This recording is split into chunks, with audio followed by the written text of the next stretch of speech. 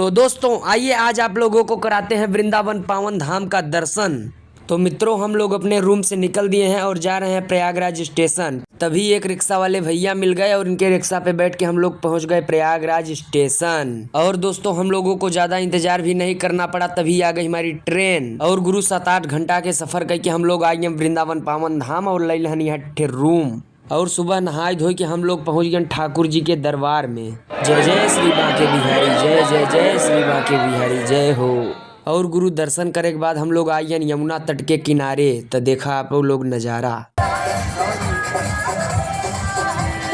जय श्री राधे जय जय श्री राधे। गुरु हम लोग फिर आए प्रेम मंदिर। यहाँ के नज़ारा देख के तो मजा आई है गुरु, मजा।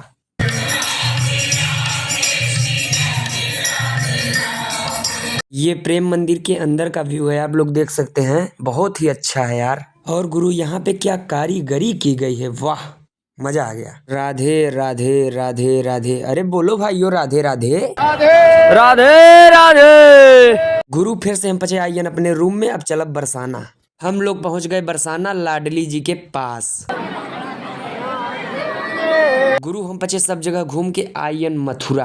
भाइयों यहाँ का मंदिर बहुत ही अच्छा है, फोन ही नहीं ले जाने दे रहे हैं, नहीं तो दिखा देते आप लोगों को अंदर का भी व्यू।